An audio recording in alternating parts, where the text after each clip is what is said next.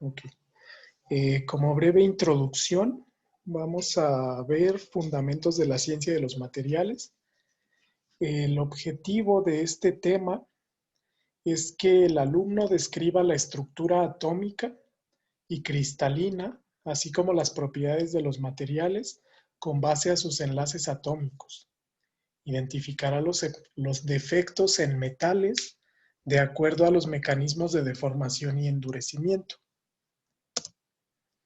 El contenido de la unidad es introducción y clasificación de los materiales, enlace atómico y estructura atómica, difracción de rayos X, defectos cristalinos, difusión, mecanismos de deformación y endurecimiento. El segundo punto, enlace atómico y estructura atómica, ya lo vieron en sus clases de química general, por lo que no nos vamos a detener mucho en ese punto. Ok, entonces para la parte de introducción y clasificación de los materiales, el objetivo es que ustedes como alumnos puedan relacionar con la clasificación de los materiales de acuerdo con las propiedades y o su estructura. Además, obtendrán las herramientas necesarias de selección de los materiales para su incorporación en el diseño de un producto. Finalmente, recordarán conceptos básicos sobre estructura atómica de la materia. Como una breve introducción a los materiales, les puedo comentar que si ustedes observan a su alrededor, utilizamos diferentes tipos de materiales para diferentes aplicaciones. Desde electrónica, por ejemplo, en la pantalla donde están observando esta sesión, tenemos diferentes materiales que constituyen la pantalla. Si es LED, por ejemplo, LED significa diodo emisor de luz. Específicamente es un material con propiedades electrónicas interesantes que nos permite generar un pulso electromagnético al ser incidido por una corriente eléctrica. Entonces, esas aplicaciones las podemos observar en pantallas, televisiones, celulares, etcétera, que involucran el desarrollo de nuevos materiales.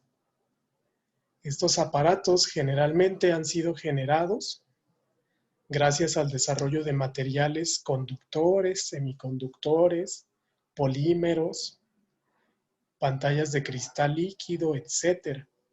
Este tipo de materiales tienen diferentes propiedades.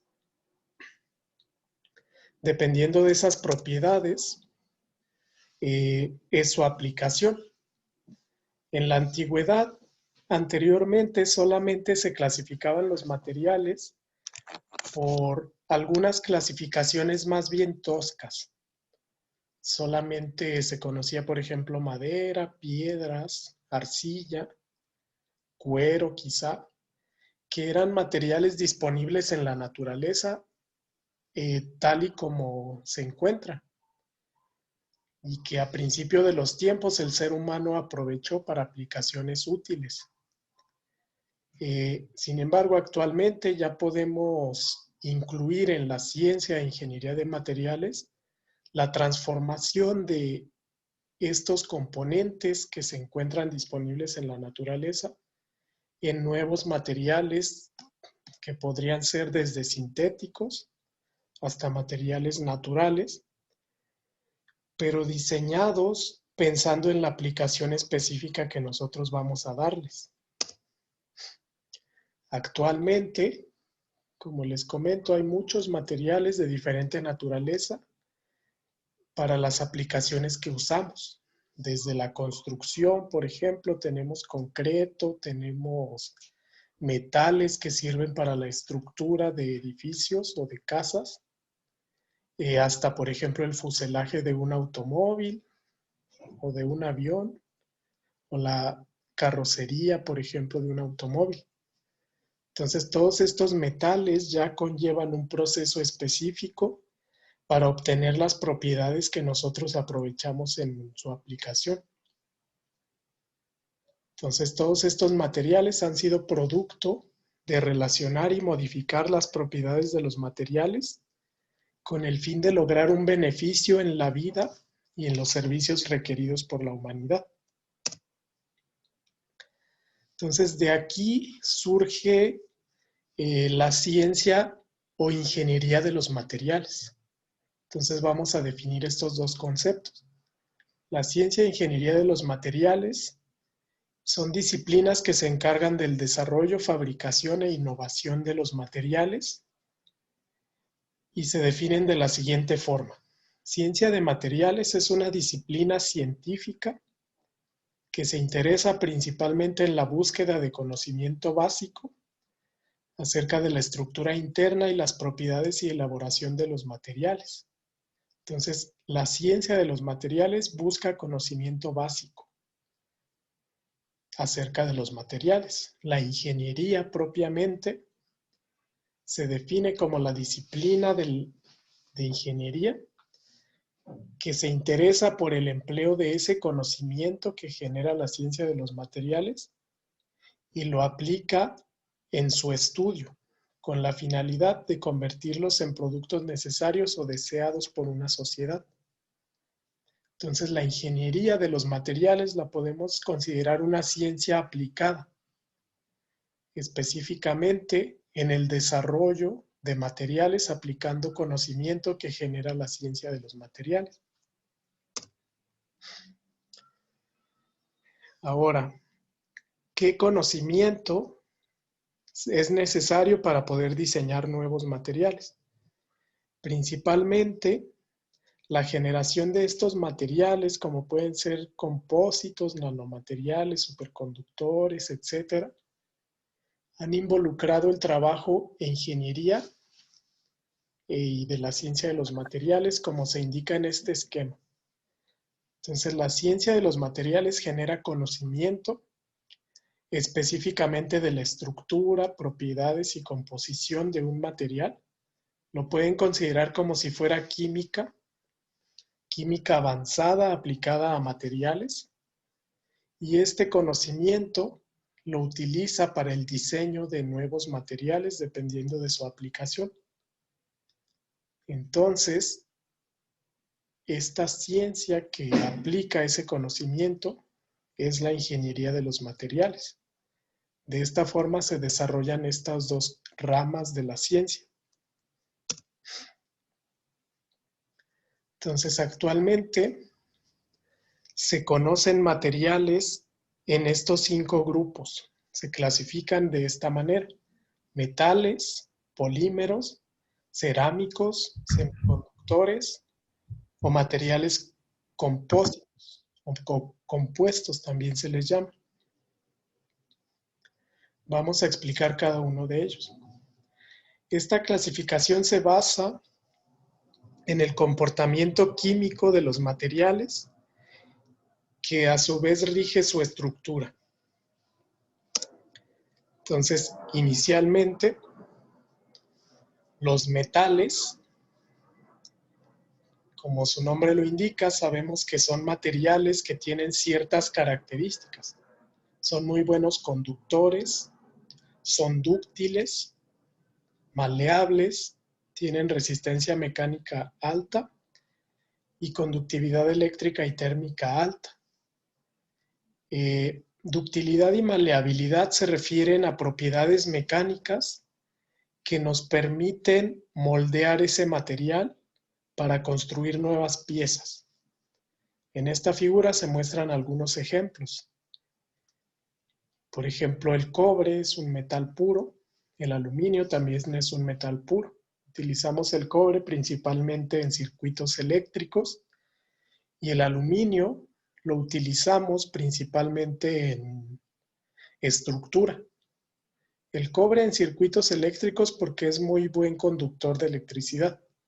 El aluminio se utiliza en estructura porque es un metal ligero, de baja densidad. Por ejemplo, las puertas y ventanas generalmente se construyen de aluminio para que no sean tan pesadas de manipular. Entonces, las ventajas de los metales es que tienen una gran utilidad debido a sus propiedades mecánicas, alta dureza, resistencia al impacto, tenacidad, gran capacidad de adoptar una forma permanente,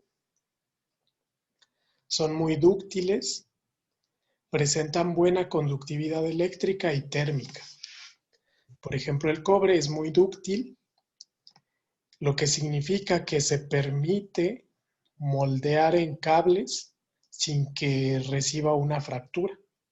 La ductilidad generalmente se mide en un porcentaje, que eso lo vamos a ver más adelante. ¿Qué tanto se puede estirar, por ejemplo, este material formando cables sin que llegue a la fractura?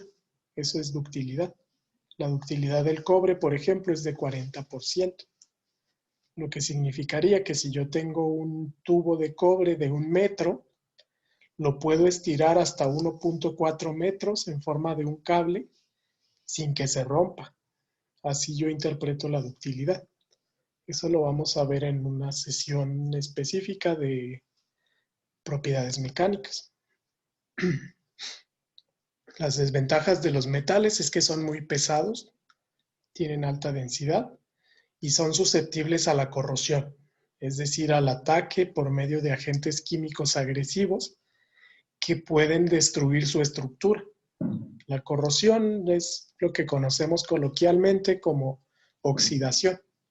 Cuando un metal se oxida, es un fenómeno de corrosión.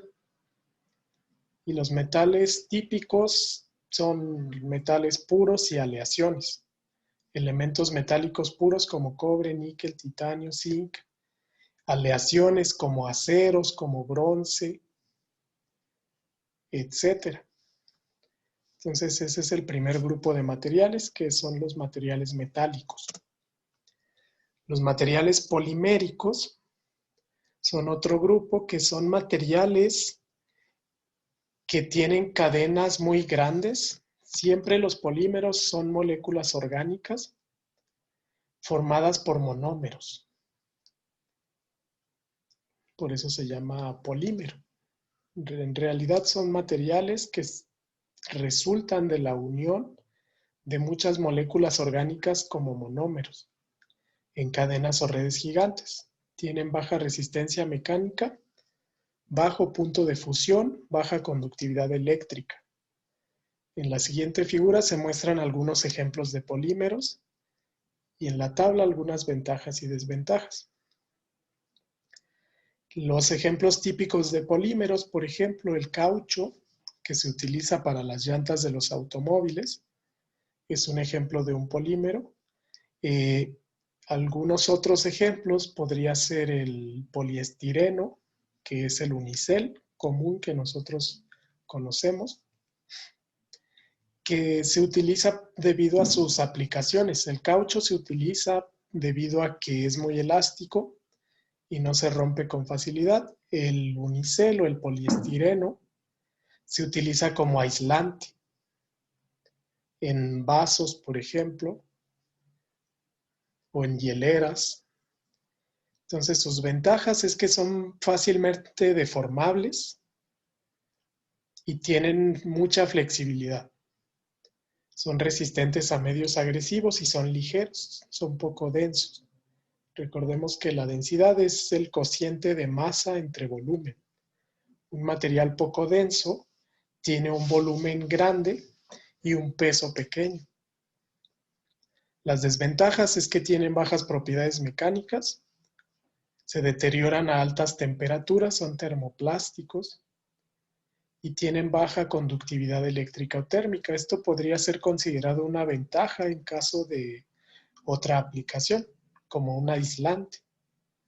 Entonces, ejemplos: el caucho, hule, plásticos, adhesivos, comodits, es un material polimérico que tiene algunas aplicaciones, y polímeros en general en ingeniería. Eso es en cuanto a polímeros. El siguiente ejemplo es cerámicos. Se caracterizan por tener buena resistencia mecánica, alta dureza, mala conductividad eléctrica, altos puntos de fusión. Estos materiales cerámicos generalmente son óxidos. En este caso, aquí debe decir óxido de cobre y óxido de aluminio. En esta figura se muestran cápsulas de óxido de cobre, en esta figura cápsulas de óxido de aluminio, que también se pueden utilizar como aislantes. Generalmente el óxido de aluminio, también llamado alúmina, es un cerámico del cual se construye en materiales de laboratorio, por ejemplo, crisoles que soportan altas temperaturas para realizar combustiones o realizar algunos experimentos en el laboratorio. Sus ventajas es que son muy duros, son buenos aislantes, tienen elevada resistencia a la compresión y a la tracción, alto punto de fusión, resistentes a muchos medios químicamente agresivos.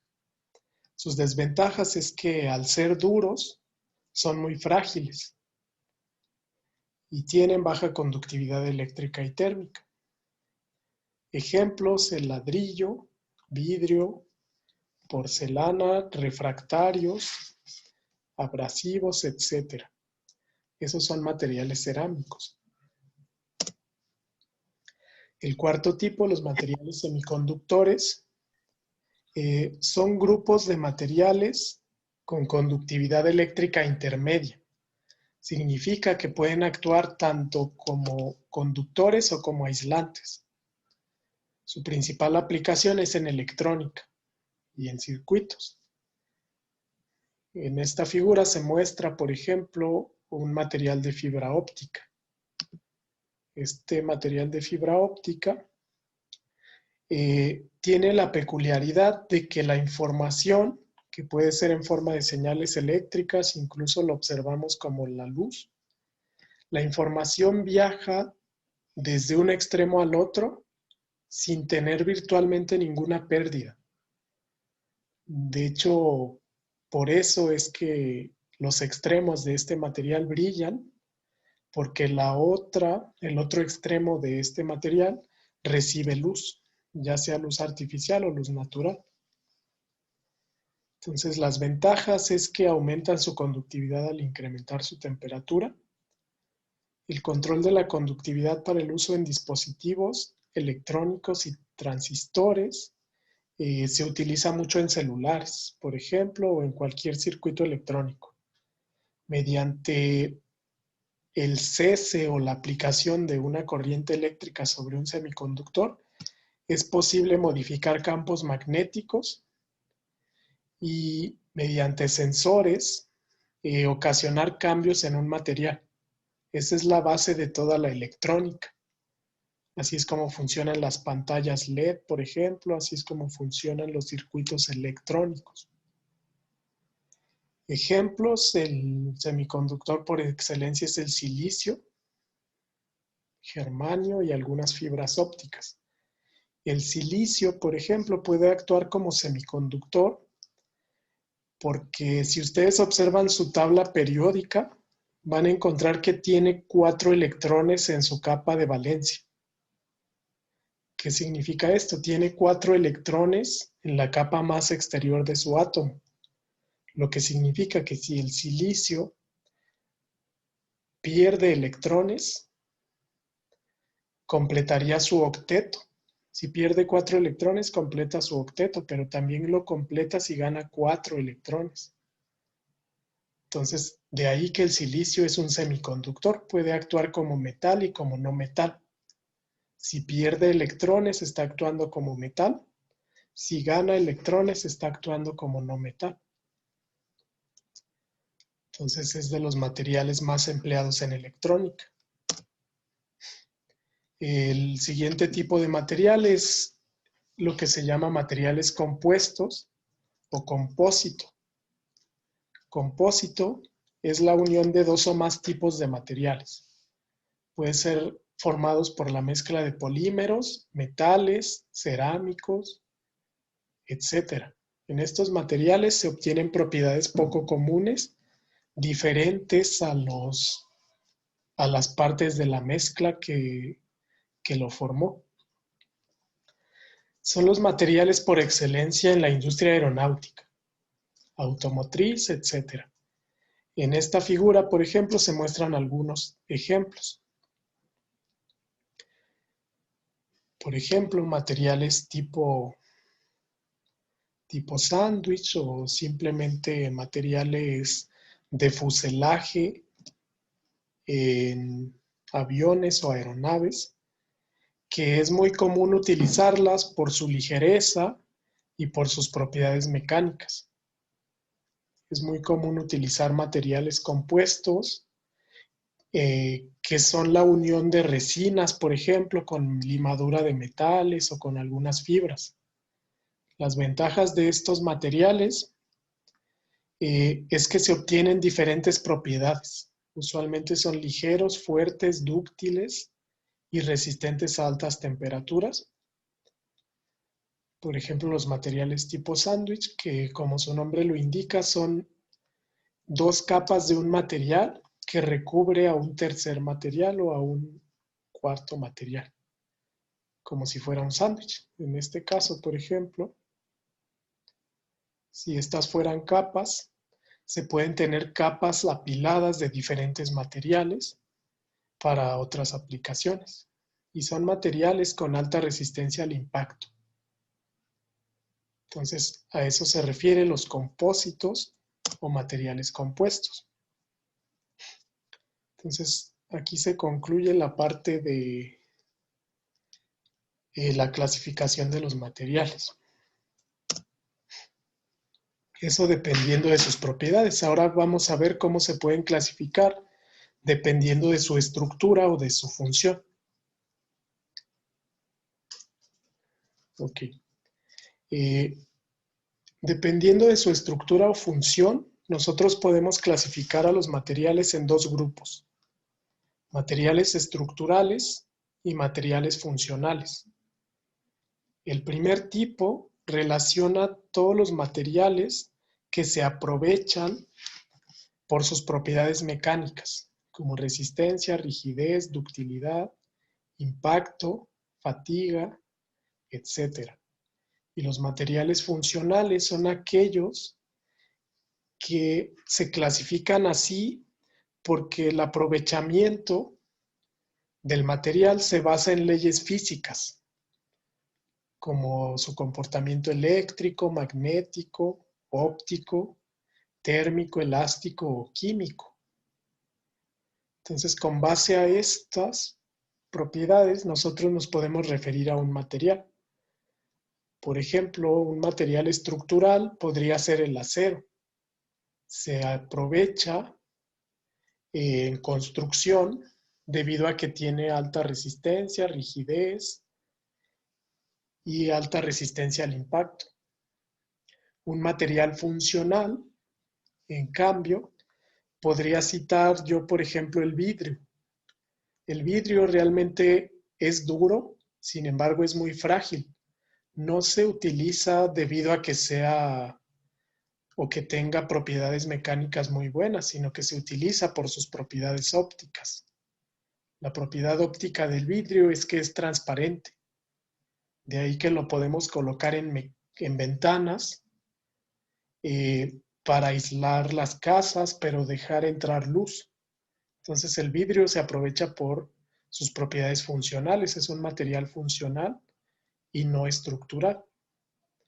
A eso se refiere esta clasificación. Otros materiales funcionales podría ser, por ejemplo, los conductores eléctricos como el cobre, que se aprovecha en redes de electricidad. Materiales con comportamiento magnético como las memorias USB. La forma en la que se escriben datos en una memoria USB es que se somete a un campo magnético. Ese campo magnético se genera a partir de una señal eléctrica, lo cual orienta los electrones de ese semiconductor en una memoria USB para poder escribir en ella. Realmente lo que lee la computadora es la orientación de esos electrones que se ven reflejados en un campo magnético. Entonces, esta es la clasificación en cuanto a materiales estructurales o funcionales. Ahora, ¿cómo podemos tener en cuenta estas propiedades para el diseño de un material? Para diseñar un material, nosotros nos vamos a centrar en sus principales aplicaciones. Aquí se menciona, vamos a ver el esquema en la siguiente diapositiva, las propiedades que se desean en el material y la estructura interna son el primer aspecto que debe controlarse. Por ejemplo, si deseamos un material conductor, no puede ser un cerámico, ya que este es aislante. Por lo tanto, debe considerarse un metal o un polímero conductor.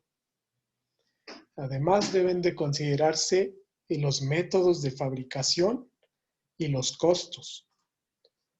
Si el método de fabricación es caro, el material no podrá ser comercializado.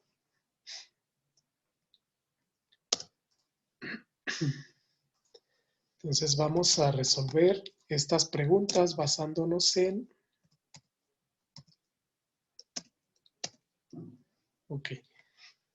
el esquema 3. Este es el esquema 3.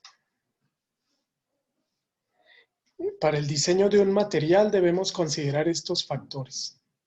La estructura, que son todas sus propiedades químicas, configuración electrónica, estructura cristalina, estructura granular, fases, las propiedades, como propiedades físicas o propiedades mecánicas, y su procesamiento, es decir, qué métodos nosotros podemos realizar para la fabricación de este material. Si son metales, es fundición, conformado, compactación, maquinado. Si son cerámicos, es colado, formado, extrusión y compactación. Si son plásticos, los métodos de procesamiento de plásticos son inyección, extrusión y conformado. De acuerdo con el esquema anterior, entonces, debemos seleccionar un material para el diseño. Entonces vamos a realizar las siguientes preguntas.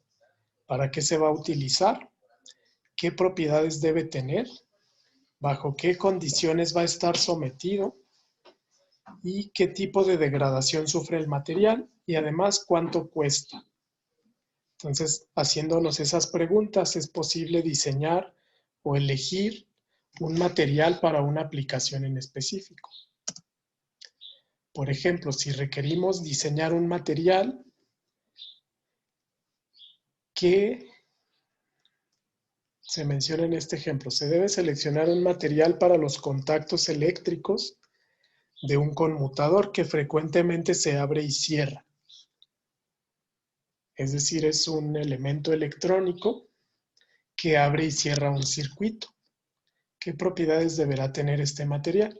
Si lo analizamos de acuerdo a las preguntas que nosotros planteamos, ese material, al ser para un contacto eléctrico, obviamente debe ser buen conductor de la electricidad. También debe tener buena resistencia mecánica, porque dice que se abre y cierra constantemente con fuerza. Entonces debe ser muy resistente. Por lo que podemos proponer que sea metal, buen conductor de la electricidad, o bien un cerámico, con alta resistencia mecánica y dureza. Estos dos materiales poseen esas propiedades. Sin embargo, si elegimos un cerámico, no va a ser buen conductor. Y si elegimos un metal, puede que no sea tan duro como lo requiere. Entonces, es necesario plantear un material compuesto, que sea un material con alta resistencia mecánica y conductividad eléctrica, por lo que se plantea diseñar un material compuesto, un material cerámico unido a un metal, es decir, un compósito. Por ejemplo, se pregunta, ¿será una buena opción elegir alúmina? ¿Por qué? La alúmina es un cerámico. Sin embargo, la alúmina no es buen conductor de la electricidad. Eso es lo que se menciona. La alúmina sí es un cerámico, por lo que es un mal conductor de la electricidad y no podría ser empleado para la fabricación de este material. Para ser empleado, tendríamos que utilizarlo como aditivo del metal para la fabricación de ese material compuesto. Entonces a eso se refiere este ejemplo. Entonces ya analizamos la clasificación general de los materiales y planteamos un método que nos permite diseñar el uso de cierto material para una aplicación conocida. Esa sería entonces la parte de clasificación de los materiales.